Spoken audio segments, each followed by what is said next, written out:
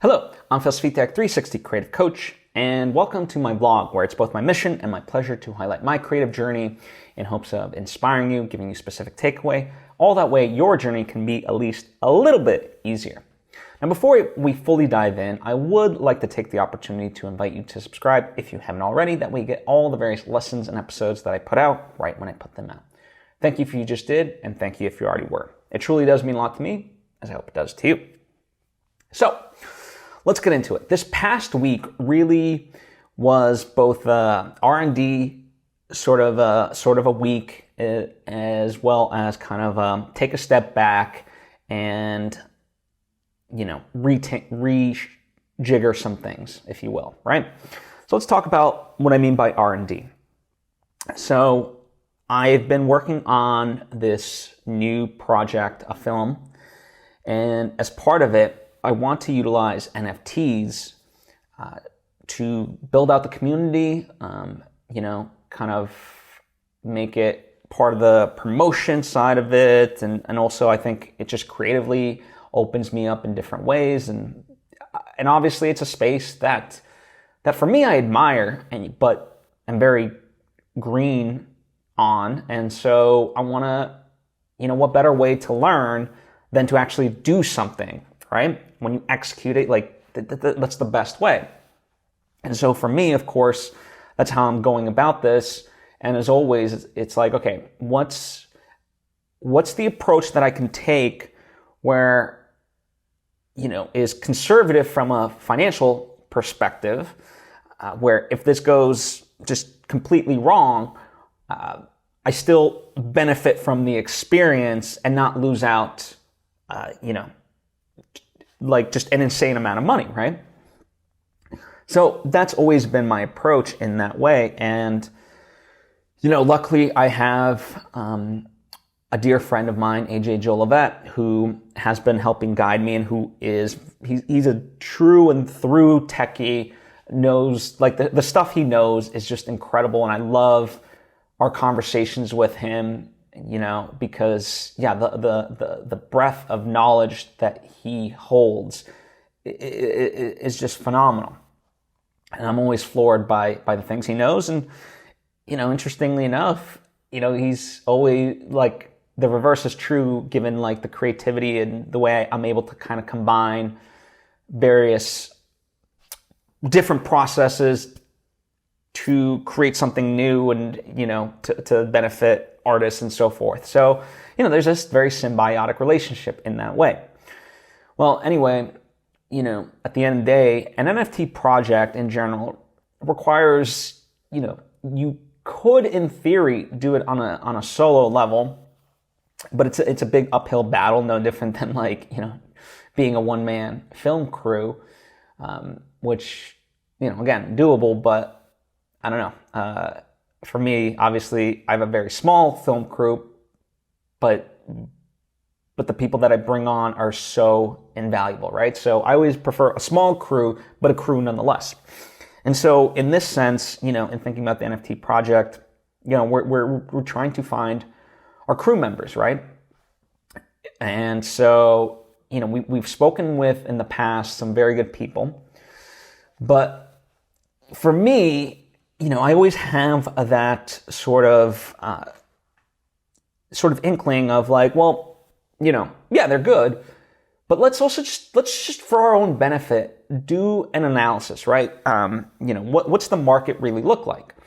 Both in terms of pricing, the way they operate, and let's, if nothing else, it'll just be a learning experience and we'll kind of compare and contrast to see which people we want to go with. And so, I had made a list of companies that I looked up that were reputable in the space. And I set meetings with them. And then I also started looking up freelancers in the space and, kind of did a preliminary search and of what I was looking for and kind of, my interview questions with them that were just, standard for all of them. And through that, then they would like be a next phase. I would ask like certain questions to see how well they responded. And then based on those responses, I would schedule meetings. So, when I talk about the research and development side of it, it's a little bit joking of a title, but overall, what I mean by that is my meetings with all of these various people and entities. And through that, it's been quite the experience because, even though it's a nascent space, overall, it's very exciting because it reminds me of like when I was in the relative early days of podcasting. And, there's like already in some ways like a set way of doing stuff, right? So with NFTs, Twitter is the big hub of promotion. That doesn't mean like Instagram and TikTok and Facebook and, even YouTube aren't all part of that strategy, or LinkedIn, from a business perspective is a huge kind of one. But Twitter is like the hub of promotion.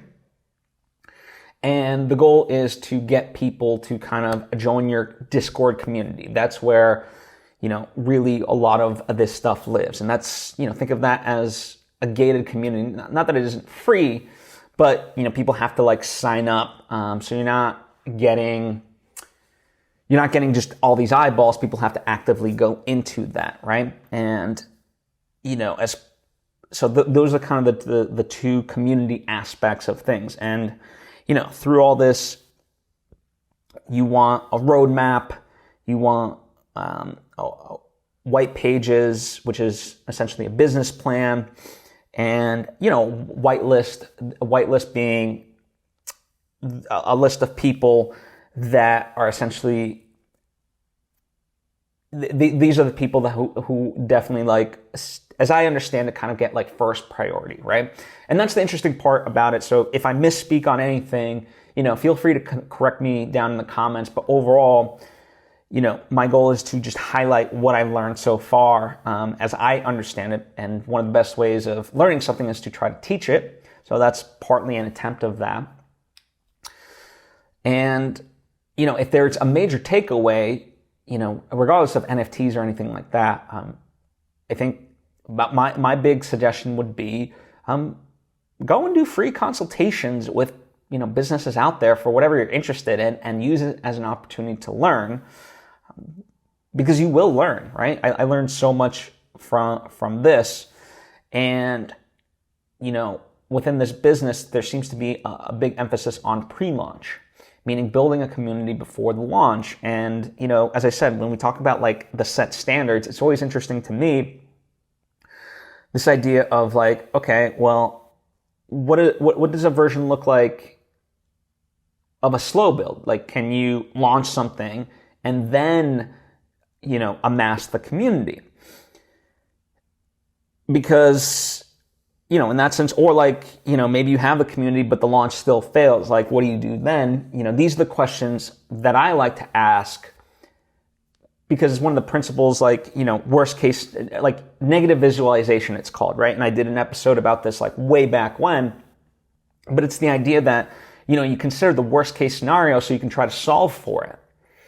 And in that sense, it seemed like such an obvious question to ask, simply because this space is all about authenticity, right? The Web3 community really wants honesty, loyalty, truthfulness, and then that's great, right?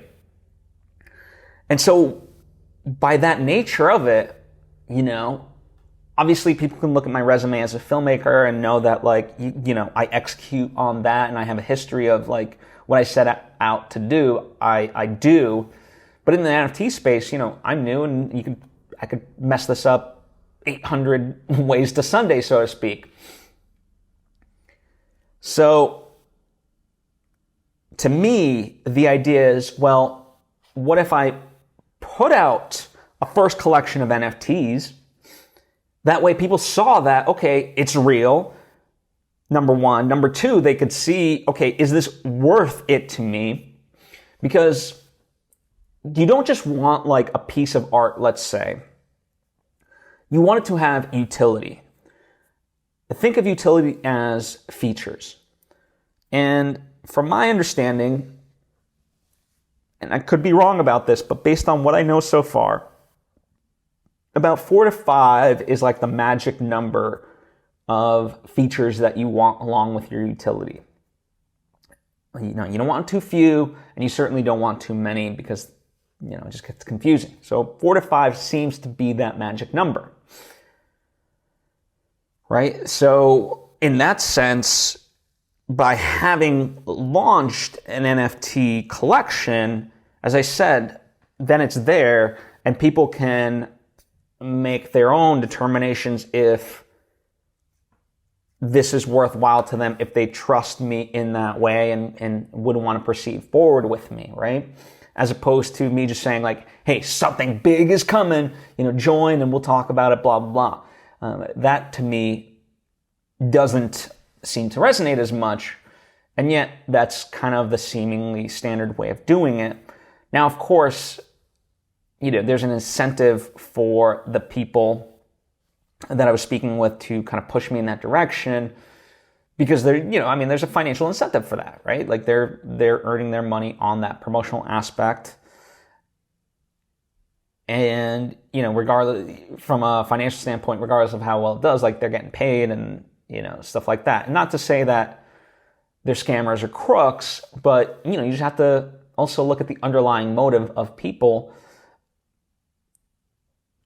And that helps determine, how you can kind of go about it and work with them, And, just in general, it's interesting being an outsider to this whole space because one of my first questions was like, okay, Twitter seems to be the big vehicle of promotion. Has that changed in any way since Elon's takeover? And, this is not a knock on Elon or a praise of Elon one way or the other. It's just, the space of Twitter is changing by the takeover, right? So how is that, or is that not affecting the space? These are questions that I'm curious to learn more about, right? And it's been interesting to see the various different responses to these questions. And, you start to take note and you get the different overarching philosophies of how to approach the space and whatnot. And one of the things that was interesting to learn is that this, as I said, the space is very much all about authenticity, and they don't like AI generated images, which I understand. They don't want just someone to like create all this artwork and then just to do a cash grab. But as part of my strategy, I am utilizing AI, specifically Midjourney, to do concept design. So it's not a final product, but I use it as a means to get to something, right? And I'll talk about AI and my continued thoughts in general. But, I said, like, what if I approached the community with a certain honesty and said, like, hey, this is how I utilize AI. And I actually do have a team of animators that I pay that are making the movie, and we're just using all of this stuff as inspiration to get to the final product. And, the person I was talking with, they said, I understand you completely, and I think that's a great way to go about it. However, as I said, you want to make yourself bulletproof in this space, especially as an outsider. I was like, okay, I see that. So where it gets really fascinating for me is to consider how to respectfully enter the space. And not that it's like this well-established, space of it all, but, still be an iconoclast. Like I very much, if something doesn't sit right with me, or I think there's a better way of doing it, then I'm going to try to do that. And so, we'll see ultimately how many of the standards and practices that exist I take up versus I'm like, okay, I understand like this is quote unquote how it's supposed to be done. I think I can do it differently and still achieve the same result. Now, in doing so, I might fall flat on my face and be laughed at and so forth. But it's a shot I'm willing to take if it makes sense to me. And so, as I said, one of the things in general that I'm pretty sure I'm going to go with in terms of my overall approach to it is, how do I, create the NFT collection that makes sense, and creatively, through these discussions, it's opened up my mind in tremendous ways to bring value to the community, to enhance the story, where, I like to describe it as the final film is like the book Lord of the Rings, right? So that it's a finished piece. People who love Lord of the Rings, they can read the book and, just get that experience of it and call it done, right? But then, of course, if you like orcs and hobbits and dwarves and yada yada yada, elves, you can get into fan stuff, right? So just like the collectibles about all that, and you can tell, obviously there's more stories surrounding the mythos of Lord of the Rings beyond just the actual story itself. And so, those help enhance the Lord of the Rings story, but aren't required, right? And so it's a choose your own adventure type of thing. And so that's kind of how I've been describing it to people to help wrap their head around everything. And that makes sense to them. And as I said, creatively, it's providing some opportunity. Obviously, it's going to be a lot of work, because then it means I have to create sub-stories and yada, yada, yada. But that's the fun aspect of it to me, right? And that long-haul approach, which unfortunately in the NFT space too, it's a little bit nuanced, because generally a project, and this is the part that I don't quite fully understand how it all works or operates or whatnot, but essentially an NFT project, once a collection is put out, there's like a 6 to a year period before like the execution of the features are done. So as I understand it, let's say I was doing a traditional crowdfund for a film. And, so I'm doing the crowdfund, and one of the perks is, you get a signed script from me. So the idea would be that script would be collected upon within a 6 month to a year period, if we're using this analogy. But more so, but the value of it only applies if the movie comes out at the end of that period, right? Because without the movie coming out, since this NFT project is so tied into it, it kind of is a little bit meaningless, right? The value comes from the movie being out there. And of course, a movie like this, like, as I'm kind of telling people, like, listen, in the best case scenario, this is like a two year process that we're looking at. Probably more like 3, who knows? But I'm willing to like go all the way, even if it takes 4 or 5 years. Animation takes a while. But in that sense, that's a journey that I'm willing to take, but it is very much different than what people in the space are used to. So how can I work within that? Do I put out like a short movie, that's just like, in the comic space, they call it like episode 0. Actually, it's more like in the anime space and stuff like that. But anyway, that's kind of the approach of it. Like, do we, create these sub things so that way we satiate the appetites of the collector, so to speak, right? So, that's kind of how I'm looking at all of these things, and the questions that will need to be answered in time of this NFT space. And that's why I call it like research and development, because I'm researching and then we develop the story and the product based around that. So yeah, it's been fascinating to be able to learn and be respectful of the space and see what it's all about and how I can fit within that. Tied into that is also this approach of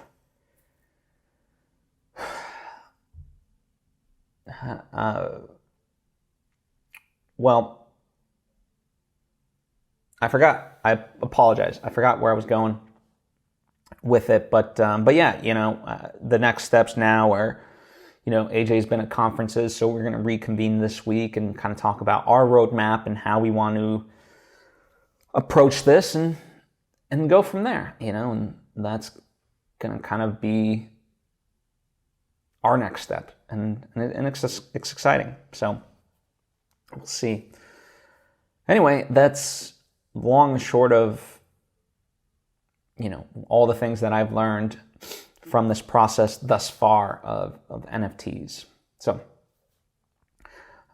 by the way, there's also something called alpha groups, and that's something that I'm looking more into, but just wanted to mention it. So that way you could look up this term yourself if you're curious in this space and see what it's all about.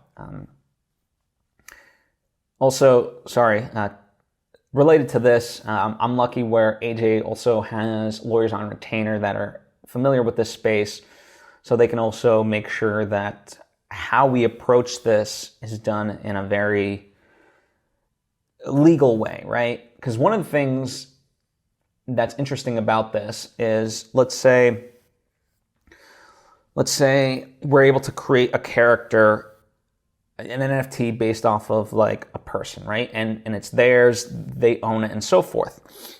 Well, in that sense, we would still want to obviously own the underlying IP, but if we ever wanted to make a spin-off series with that character, we would essentially have to license it from them. And so how does that look? Even just in a simple term of first right of refusal, or they have to, there's some sort of, where they obviously own the rights, but, it's a precondition of it is for X amount, they have to give us the rights for X, Y, and Z, or whatever, right? These are all questions that need to be asked from a legal perspective and ironed out. So yeah, it's quite a journey and a lot of moving parts. That's why I said you could do it alone, but especially from the legal perspective, it's very important to have other people who are so experts working with you in that sense. So, and this is just a general rule that I have. Whenever I am looking to solve a problem, I go to the people, regardless of what it is, I go to the people who have dealt with the shit. Meaning, they're not just in this, like a filmmaker. I wouldn't ask just any filmmaker for advice.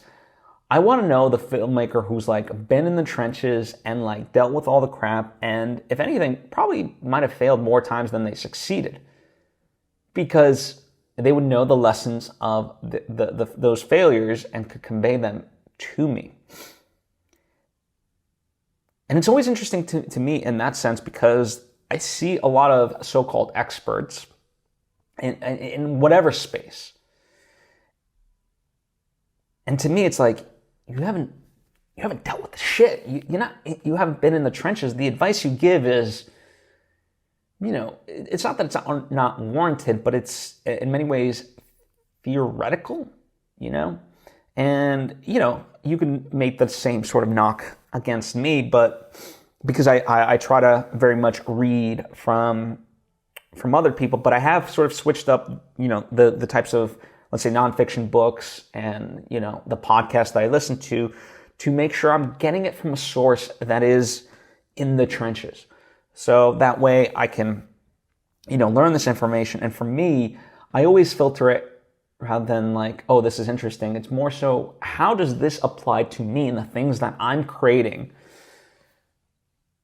So that way, should something like this arise, I can avoid those pitfalls, right? And when I talk about the NFT stuff, one of the things I was speaking with these people in these companies, I was saying, I understand that it's probably a little bit early stages of these discussions of what we're talking about here, but I didn't want the NFT project to be an afterthought, where then, we're moving along with the film But then the people we're working with are like, ooh, had we known, we could have avoided X, Y, and Z, and now it's actually going to be like three times more work to adjust for that because of a silly mistake, right? So, and I could have had these discussions even earlier, but that to me, it wasn't even, I don't know, that would have been a waste because I wasn't ready to have those conversations. And back then, who knows how the business was. Like this business, continues to evolve. And now I'm remembering kind of what I wanted to bring up. A part of what I was being asked by this company is like, why now in terms of getting into the NFT Web3 space? It's kind of like on a downturn and things of that nature. And I said, listen, at the end of the day, it's a space that I believe in it for the long term. And if anything, my main thing is, as I kind of alluded to at the start of all this, how do I learn from this for like a smaller amount of money? So that way, when we're kind of an upbeat market in this space, or just in general, I'll know and can execute that much faster because I'll already have gone through the process, and I can take advantage as opposed to a slow start then. So that's how I'm approaching this, right? So yeah, that's kind of my principle for all of this. The other sort of thing that's a principle of mine is always to look at what's the lever that I can pull that creates the most change. Others term it as what's the one decision that eliminates 1,000 tiny decisions? Same thing. And the reason I bring this up because there's so many aspects of life that I'm observing more and more where I see the importance of what's being argued about or what someone's trying to do, but I'm like, it's just a minuscule aspect of it when there's a more effective way where it just eliminates that entirely. And I understand not everyone thinks like that, and if anything, it is one of my geniuses to be able to recognize that. And it's kind of, when I talk about like the R&D week aspect of it, it's been like that sort of was reaffirmed to me. And I actually did have discussions with friends. I was like, you know what? This is like what I think about a lot. And I see as like one of my purposes in life is to identify these levers within society in all forms. And, I'm not always the best at expressing them, and I'm certainly not the best at marketing them. But I said, I tell jokingly with my friend, like, that's what you're good at. You're good at the communication side of it. You're good at the marketing side of it. Like, if we're talking about any sort of change, like, I can come up with the ways and the methodology, but, I need your help to kind of get it out there, right? So, I don't know. It's just been kind of interesting to think about in that way because, for me, yeah, it is sort of second nature. And the reason it's becoming even more like just that way is because as a storyteller, and I use that term because, I write books, I write movies, and I just love, telling stories. You need to be observant. And that's what art really is. It's the artist, is less, and by the way, this idea I'm pulling from Rick Rubin, who's a music producer, but he talks about like, someone who just plays the piano or whatever, like then makes the music. That's a craftsman, let's say, right? Yes, and it's a skill, it's a craft that they employ to make music, to play the piano. But the artistry of a musician comes in the observation. What is something in the world that everyone sees but they pass by, and how can you highlight it for people? And so for me, I always, in the world, to the extent that I can be, am observant. And again, it's filtered through my interests, my we all have various biases, or beliefs and things of that nature, right? So we gravitate towards X, Y, and Z and so forth, right? And yeah, that's kind of just how I sort of operate. And I'm always asking, myself questions and just looking at things of like, why is this? What would it look like if it was done this way? And, just as a case point, it's been very fascinating over the past couple of years to see.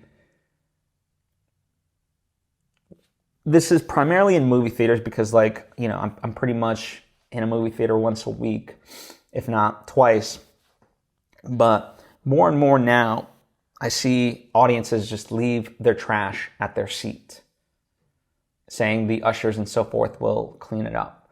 And I've even had friends do this. I'm like, but isn't it so much simpler to just throw it out and help them out? It's just the right thing to do.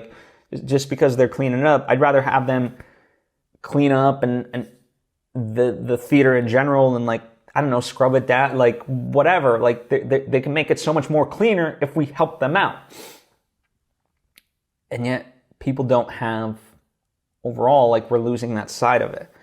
And to me, it's okay, I can get lost in the minutia of just movie theaters, but it's this idea that in general, throughout society, we have this belief that someone else will fix it, right? And we know how they should fix it, and we're confused why they aren't doing what we know to be so true of they'll just, whether it be politics or anything else, it's this is the solution. What the hell? Why are they doing it differently when this is so obvious and so forth?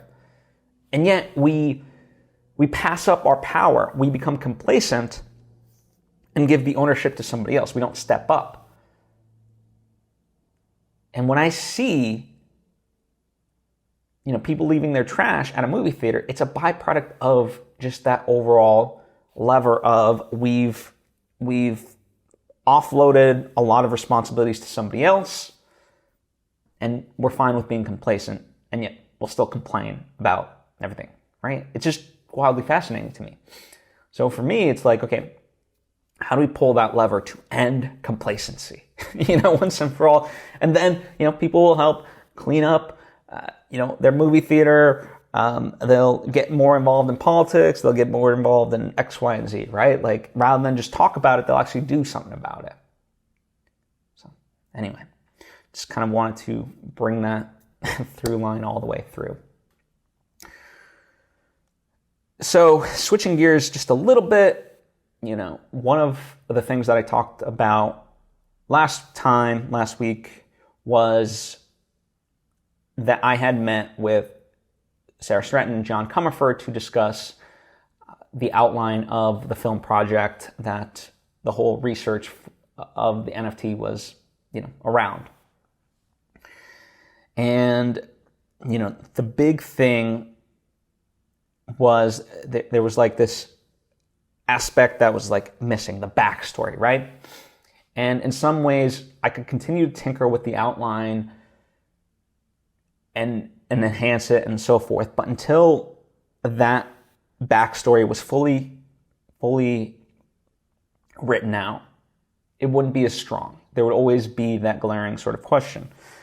I jokingly think to myself, in the third Matrix, when Neo goes to see the Oracle, it's a minor spoiler, but Neo goes to see the Oracle and, he's like, why didn't you tell me X, Y, and Z?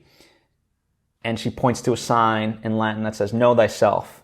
And, Neo says, okay, I didn't. Well, I think I'm ready to know now, right? Paraphrasing.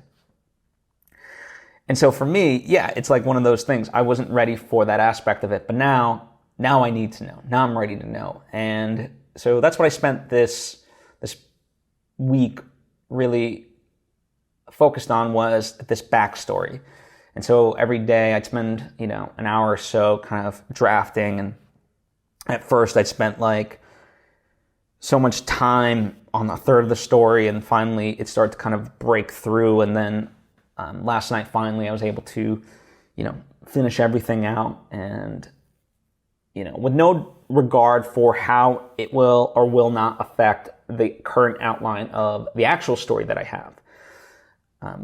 Because this backstory is very much like, you're going to get a glimpse at best into it, but, the underpinnings of the character and thus the actor, they need to know this truth in order to have it be felt by audiences. And eventually, at some point, something truthful of it will come out, right? It's no different than, spoiler for Star Wars, Empire Strikes Back, but Luke, I am your father, right? Or however that exactly goes. But the point being, like, just that simple line indicates such a vast history, right? And, so we need, whatever our version of that sort of line, it needs to indicate this entire backstory, so to speak, right? And make it make sense for the audience. That's the artistry. So anyway, got that done. Very proud of myself in that way. And, sometimes it just kind of, for me, it's all about how can I keep momentum going in one way, shape, or form. And, in some sense, maybe writing out the backstory at the start would have been beneficial, but I think, I don't know, it's not something I beat myself up over, coulda, shoulda, woulda. It's like, I created the outline and propelled that forward, and then, as I said, when was needed, now was the point. It's like, okay, I cannot move forward meaningfully until I resolve this and really know the true backstory. I had a sense of the backstory, but now it was like, now it's time to actually have them. And so I did, right?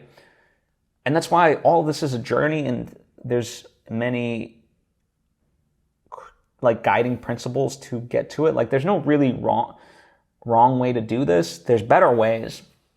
And as I said, maybe the better way was to do it that way. But for me, part of it is what excites me, what will keep that sort of momentum going. And, that's how I got to this part of it, and you can do the same thing for you. Again, people might criticize you and it might take longer. For me, I'm not technically on any sort of deadline for anyone to be able to do this. So, I can kind of choose to go about it as makes sense, And part of that is, having that meaningful feedback from a Sarah and a John, because as we discuss it, the gaps in logic become evident. And sometimes it's stuff that I already know. There was this one line that was in the outline, and Sarah jokingly said, "Okay, so what does that mean?" I was like, "You're correct to highlight it. It was very much a placeholder for the time being, because I know it's needed, but I don't quite know what it is and how it works and so forth. So, have a little patience with me. I will figure that out." But it was very much a placeholder, and we sort of laughed about it and stuff like that. So anyway. All right. This week, speaking of kind of, taking steps forward, taking steps back. So one of the things, because AI has evolved and not become necessarily mainstream, but certainly in more of the lay people's kind of consciousness, and will continue to evolve, there's a story that I've been working on for, at this point, a number of years, called In Search of Sunrise. And it was going to be a film project at first. Now I've kind of been translating it to a novel, right? And by having it be a novel, it's opened me up creatively and so forth. But the problem is, it's based off of what AI used to be. And now I want to think about like just the overarching principles of artificial intelligence. So that way, this could be a book that, is timeless. And ultimately, it's not about AI, but you need that specificity of AI to get to the deeper truth of what is actually being explored.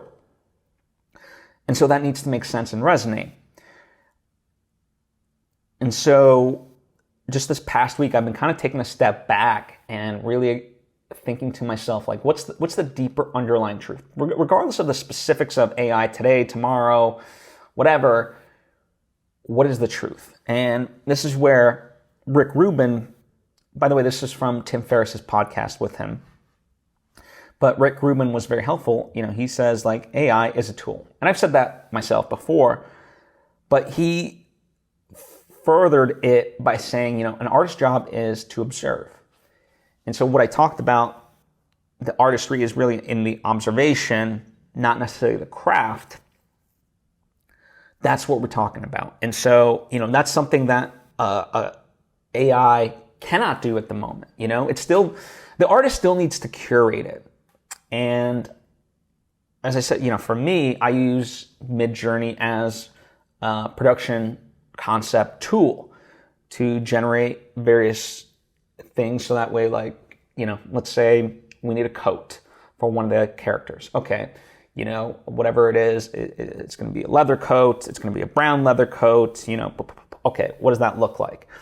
And which aspects do I like? Which aspects do I don't want? Right? All these different things. We can get to an end result a lot faster because we can utilize this as a way to get there. Right? And I think that's how AI generally will be used. And so I think, if anything, that's part of the truths that I'm looking at, or rather a principle that I can then insert into my novel.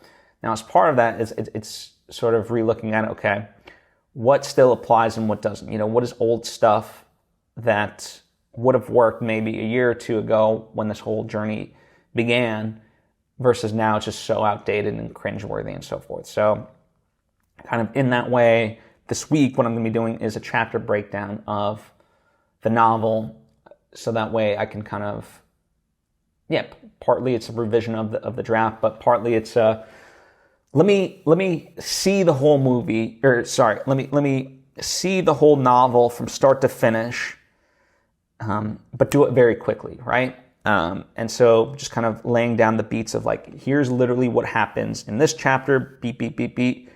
Chapter 2, this, and this. Chapter 3, this, and this. And it's just all bullet points, right? Just very quickly. So that way it reorients me and it gives me guideposts when I do the actual writing. So that's the goal of next week. A few stray observations that I wanted to touch upon real quick. Number one, Steven Spielberg was a guest on the SmartList show, and it just is amazing to me. Obviously, it's well documented, him and George Lucas's friendship and their interdependence on each other. Like, we owe them so much, but I think George Lucas doesn't always get the credit that he deserves, because people look at him as the Star Wars guy, and then the Star Wars guy that, like, messed up his own thing. But what he truly brought to cinema is phenomenal. And, I don't know if this was known before, but Steven Spielberg was telling a story, like, the whole reason, like, Schindler's List was able to be made was because Steven wanted to go and make that movie.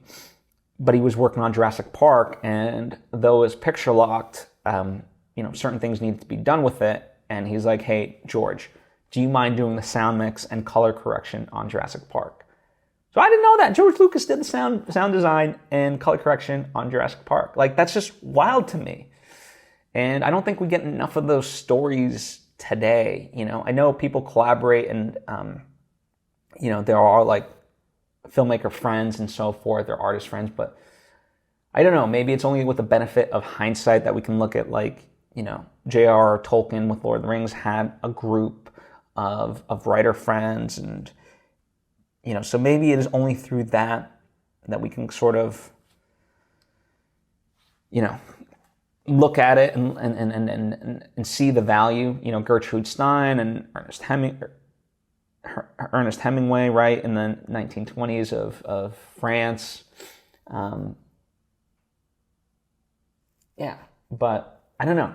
I just, maybe I'm blind to it, but I don't see those stories as much today.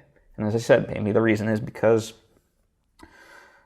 we only through the benefit of hindsight can we know those stories. But I don't know, just something to think about. But either way, if nothing else, it's just wild to me that George Lucas did the sound design and color correction for Jurassic Park. Never knew. Incredible. The other aspect that I noted last week was this sort of interesting thing of, I was talking with a friend and they were telling me kind of what they believed about one aspect of it. I was like, oh, okay, well, it's just not something I believe. I mean, I think, listen, you could be right or whatever, but I'll never know if you truly, I always run things kind of through the Byron Katie process of like, is this true? Can I know that it's true, right? And I'm like, well, I don't know that it's true. And they were like, and someone said to me, well, you'll find out, sort of a thing. And I'm like, it just in that moment kind of hit me like, why would you wish negativity on me? Because like me finding out means you would be right, which is fine, except now you're wishing, like in order for you to be right, is essentially wishing for a negative thing to happen in my life just so you could prove your point. I don't wish that on you. Why would you wish that on me? And it's wildly fascinating to me because, it's not the first time that's happened, but it's the first time, and I'm sure you've had that experience, but it's the first time for me where I've gone, wait, what you're wishing on me is a negative thing, is a negative occurrence. Anything I wish on you, like I want good things to happen to you. Why would I want negative things to happen to you just to like prove my better point? Now, of course, I know like, it's really not about me. It's about them dealing with their own shit. But yeah, it's just wildly fascinating in that way. And furthermore, they were like, well, you always give me advice and so forth. I'm like, number one, you ask for it. Number two, it's because you're complaining and thus suffering. So I'm trying to help you. For me, if anything, I told you, I'm fucking happy. So you're trying to like bring my happiness down. What the fuck? So it was a nice like sort of gut check for the person that I think they appreciated. All right. Another thing that sort of came to my mind was, in general, a lot of times I'm getting to a point where if I listen to myself, the answer will present itself. Now, the big aspect of that I recognize is that it requires time and space, which when I look at modern society becomes a very hard thing, right? And we consider anyone who has time and space, thus no stress or less stress, to be very privileged. And yeah, that sucks because I think, if given those opportunities, like I think all of us intuitively can find the answer that we need within life. But we've been conditioned through anxiety and just, the overall societal pressures of, go make money, do this and so forth, like really kind of keeps us in that rat race and thus tense and unable to really tap into that deeper truth of it all.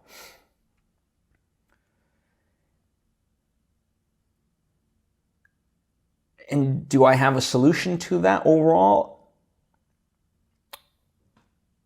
Not exactly, but certainly it is a mission of mine. And when I talk about like pulling the levers that create the most impact, like, this would be an end result that I just want for all people is just that ability to, have the space and time that they would need. And, sometimes it's not always going to be possible in that way. I get it. Like just, here's a very horrific example, but one that applies, right? Like, sometimes you need to make a decision for a loved one who is in the emergency room, right? And you have to like, yay or nay, or like make some sort of decision. So life just in its own way presents a ticking time bomb. But at the very least, by creating space and time in other areas beforehand, when those moments do come, we can be much better prepared for them because we're in a better space versus, You're not going to make a good decision when you're on lack of sleep, when you're stressed out, when you've been eating like shit, when you haven't been exercising, right? And it sucks that all of that, as simplistic as it may be, is termed as privilege. Especially in such a modern society as ours. It's bullshit. It really is. It's tough. But yeah, that's kind of been on my mind. Sort of shifting gears yet again, I got two more things that I just kind of want to bring up. One is the QC process in filmmaking. So now I have completed the quality check process for my latest movie, A Bogota Trip. And yeah, that was quite a journey. And, I'm talking with other filmmakers who are in this process, kind of helping navigate them. And it's just such a boring technical process, because all you're really doing is making sure that things are done to a specific spec level. Nothing about it is creative ultimately. And it was just funny, I was talking with one of my friends who's in the midst of this process, and it's just been so long since like the creative side of it that he was almost hoping some sort of feedback from the QC person of like, hey, I enjoyed the movie. And I'm like, wait, Jeff, you expected the QC guy to give, he's not watching the movie for enjoyment whatsoever. That is completely, he's just looking at it, does it have the correct frame rates? Does it, is the M&E filled out? Are there, vignetting instances? Is there just everything boring imaginable? Are you at the correct LUFS? So it kind of made me laugh. I'm like, you're putting your chips into the wrong, you're betting the wrong horse, so to speak. But in that way, it is an arduous process. And especially you get this QC sheet, and part of it, what I was telling him, you kind of get to decide, which of these to address and which kind of you're fine with. So all they're doing is noting for you in that way. And of course, there are things that just you are required to fix. But for example, on a text, if you have an Instagram feed going, let's say, they might note that hey, certain text is out of text safe. And you could smush it down and whatever.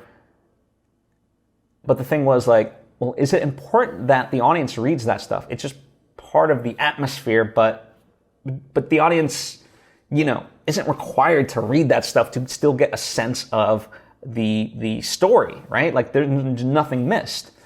And so they were, oh yeah, you're correct.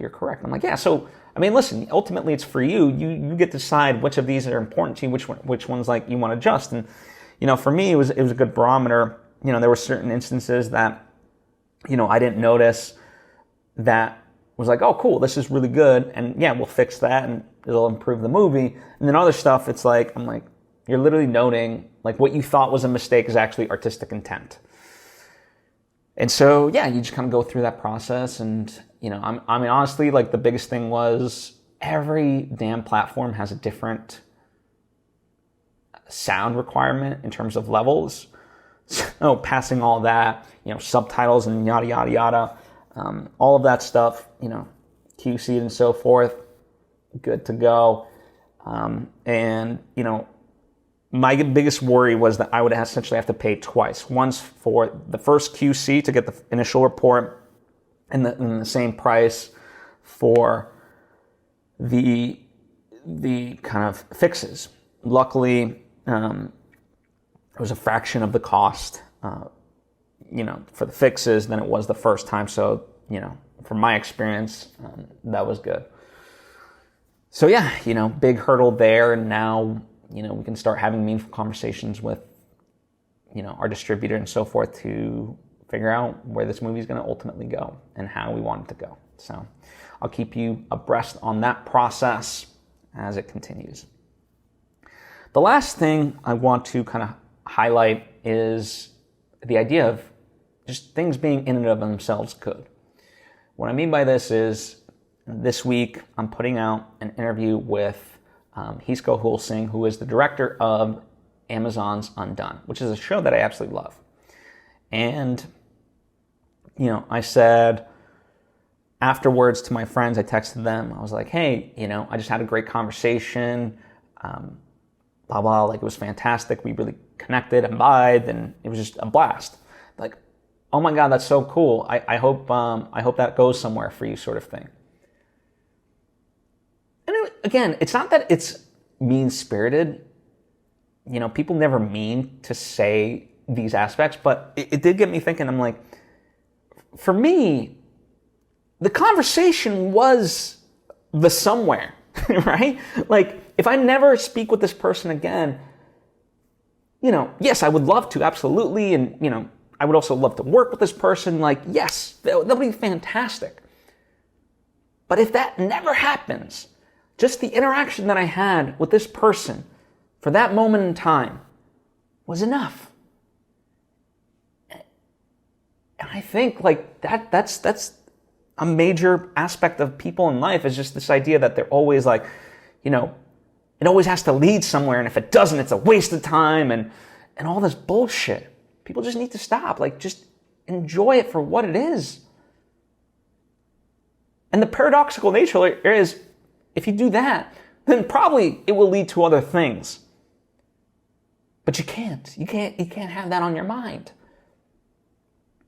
And certainly, it's not on my mind in this sense, where it's like okay, if I just, focus on the moment, then I know the paradoxical nature of it, therefore, good things will, and it's like, no, because that's putting out an expectation into the world, and if it doesn't happen, then I would be frustrated. Can't do that. It's like helping somebody, like when you do someone a favor, if you have the expectation that they need to return the favor to you, then it's not a selfless act, by definition. Right?